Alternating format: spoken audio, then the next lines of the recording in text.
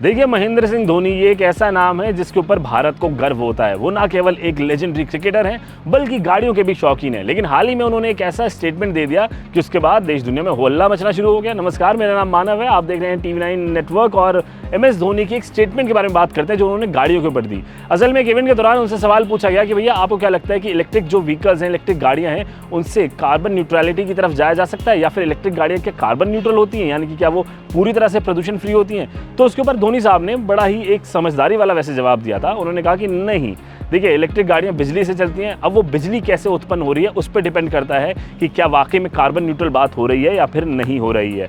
अब इसके ऊपर बहुत सारे ज्ञानी आ गए कि भैया तुम क्रिकेट ही खेलो, तुम्हें क्या पता है, सोलर के ऊपर बात करो, सोलर से भी बिजली बनती है। लेकिन उनकी बात ठीक है। देखिए, अगर आप एक गाड़ी चला रहे हैं बिजली वाली, लेकिन वो बिजली जिस चीज़ से बनी है अगर वो पूरी तरह से कार्बन न्यूट्रल नहीं है तो फिर कोई फ़ायदा नहीं। अगर आप इलेक्ट्रिक व्हीकल मेट्रो सिटीज़ में चलाते हैं, जैसे कि दिल्ली, मुंबई या फिर पुणे में चला रहे हैं, तो वहाँ पर आप वाकई में इलेक्ट्रिक गाड़ी चलाकर कार्बन एमिशन को कंट्रोल नहीं कर रहे हैं। क्योंकि दिल्ली के अंदर जो बिजली आती है या फिर जो प्लेन स्टेट्स होते हैं जहाँ पे प्लेन्स होते हैं, वहाँ पे जो बिजली बन रही है वो या तो कोयले से बन रही है, गैस से बन रही है। तो ऐसे में क्या होता है कि ऑब्वियसली प्रदूषण होता है। अगर आप थर्मल पावर प्लांट की बात करेंगे तो वहाँ पर बहुत सारा कार्बन एमिशन होता है।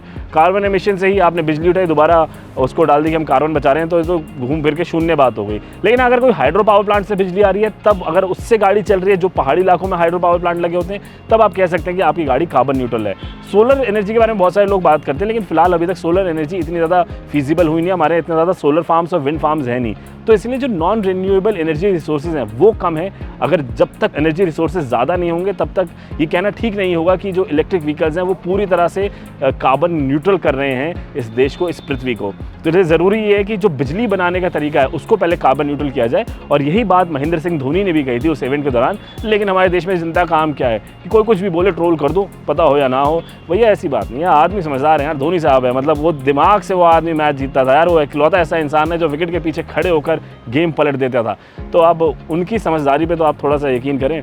तो इसलिए धोनी साहब की स्टेटमेंट जायज़ है। ये मेरी राय है। आपकी क्या राय है ये आप कमेंट सेक्शन में आके बताइए। क्या वाकई में इलेक्ट्रिक व्हीकल चलाने से हम कार्बन न्यूट्रलिटी की तरफ जा रहे हैं या फिर बस एक नया तरीका हमने ढूंढ लिया है, उसके अंदर हमें धुआं दिखाई नहीं दे रहा लेकिन कहीं तो धुआं उत्पन्न हो रहा है। आपकी क्या राय है कमेंट सेक्शन में आके बताएं। बाकी हमारी वेबसाइट www.trendsand.com को ज़रूर लॉग इन करके चेकआउट करें।